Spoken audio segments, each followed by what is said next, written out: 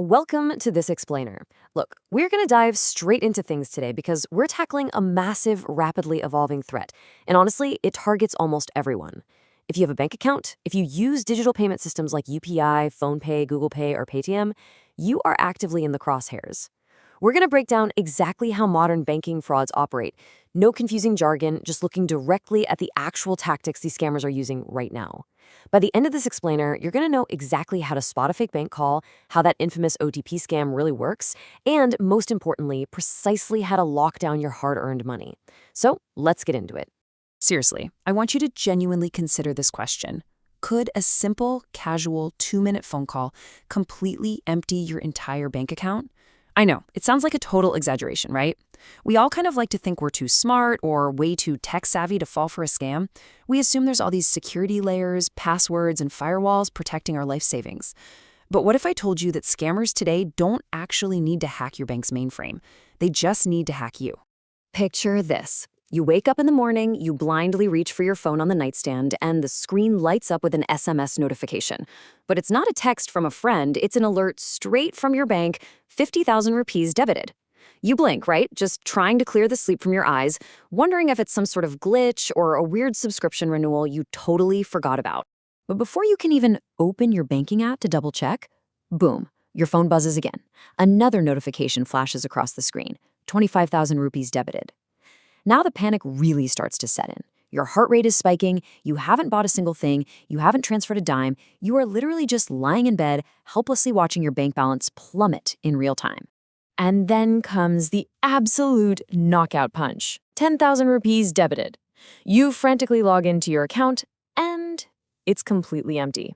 You're just left there in absolute shock, asking yourself, how on earth did this happen? Well, here is the devastating truth that we are going to unpack today. The scammers didn't break into your account. Actually, you opened the front door for them. You handed them your OTP. You gave them your ATM details. This entire nightmare happens purely because your inherent human trust was weaponized against you. Section 1. The Scammer's Playbook, and exactly how the trap is set. To defeat this kind of enemy, you really have to understand their anatomy. It almost always kicks off with an unknown number and a voice that sounds incredibly professional. They'll open with a local greeting like, "Hello, sir, I am speaking from your bank." And they will explicitly name-drop trusted institutions like SBI, HDFC, or ICICI to lower your guard. Then they instantly drop a bomb. They'll say something like, "Your KYC has expired," or "Your ATM card is being blocked immediately," or "Your account is about to be suspended." They manufacture this terrifying, urgent crisis. You hear the name of your bank, you hear that your money is in jeopardy, and instantly, fear completely takes the wheel. This is the exact step-by-step psychological trap they are laying out for you. Step 1 is the call, where they establish that false sense of authority. Step 2 is the threat. This is where they inject that blind panic about a suspended account or expired KYC. Now, once you are thoroughly panicking, they seamlessly glide right into Step 3, the ask. The scammer suddenly shifts gears. They become your helpful savior. They'll say, "Sir, don't worry, please don't panic. This is just a routine verification process to fix the issue." They literally calm you down, positioning themselves as the absolute singular solution to the very problem that they just completely invented. And that misguided trust? It leads straight to Step 4, the theft. So what exactly is the ask? Well, first, they'll casually ask for your 16-digit ATM card number. Then they'll need the expiry date, then the CVV on the back, and finally the ultimate master key, the OTP that just happened to arrive on your phone.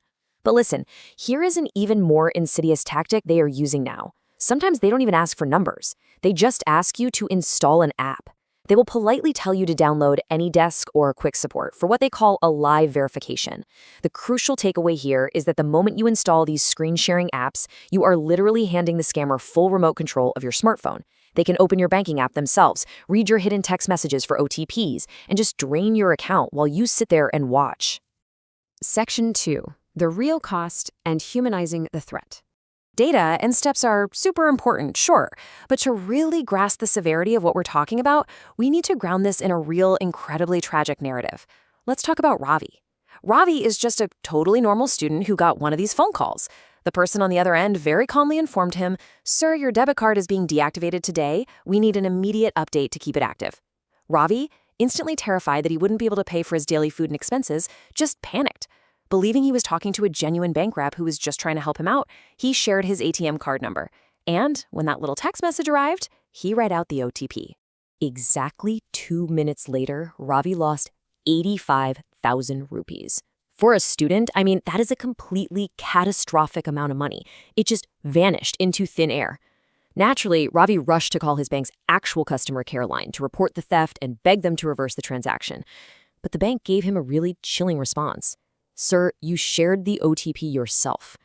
Because Ravi voluntarily handed over that critical security credential, the bank could not recover the funds. His money was gone, permanently.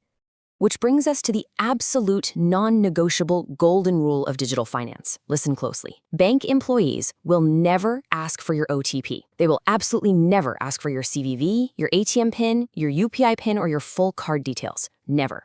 Not for a KYC update, not to unblock a frozen card, not for some special verification, nothing. So the essential takeaway is this. The very second someone on the phone asks for any of these specific details, it is a 100% guarantee that they are a scammer. No exceptions whatsoever.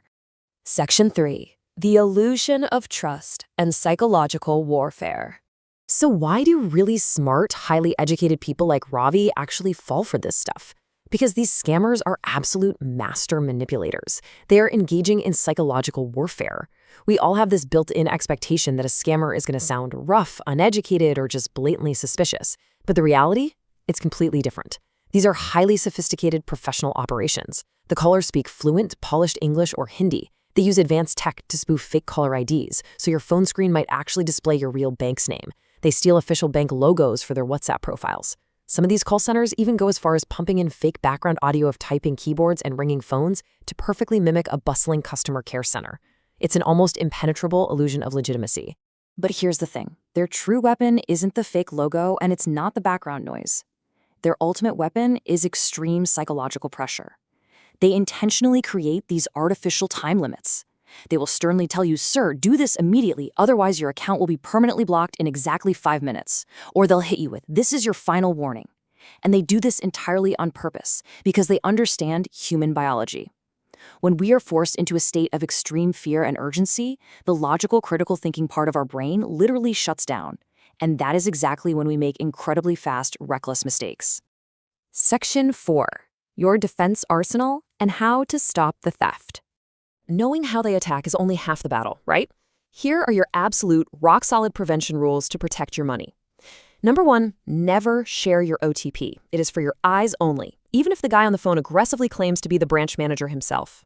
Number 2, do not open unknown links sent via SMS or WhatsApp. Those can silently download malware right onto your device without you ever knowing.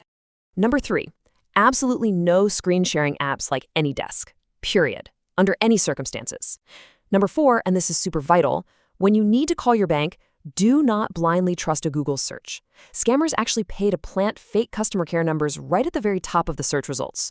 Always use the phone number printed physically on the back of your debit card or the one found directly inside your official banking app. And lastly, go into your settings and turn on your SMS and email alerts right now, so you are notified the precise second any suspicious transaction occurs. Okay, but what if you do slip up? Hey, it happens to the best of us. If you suddenly realize you've just made a terrible mistake, you need an emergency protocol, and speed is literally your only hope. If you suspect you've been scammed, step 1, immediately call your bank's official customer care. Step 2, instruct them to firmly block your card and freeze your entire account instantly. Step 3, file an official cybercrime complaint. And step 4, drop everything and dial 1930. 1930 is the national cyber helpline in India. If you react fast enough and dial that number, authorities can sometimes trace and put a freeze on the stolen money before the scammers have a chance to fully withdraw it. Ultimately, look, technology is an incredibly powerful tool that helps us every single day. But without awareness, that exact same technology becomes incredibly dangerous. These scammers, they are out there inventing brand new tricks every single day. So your absolute biggest weapon against them, it's not some fancy new software update. It is the knowledge you've just gained from this explainer.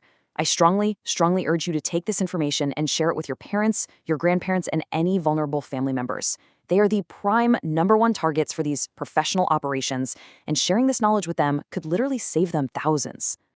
I want to leave you with this final lingering thought. Memorize it. Write it down and make it your absolute golden rule. If you share your OTP, your money can disappear. Stay alert out there, question literally everything that demands immediate, crazy urgency over the phone, and keep your details totally to yourself. Thank you so much for joining me on this explainer, and please, stay safe.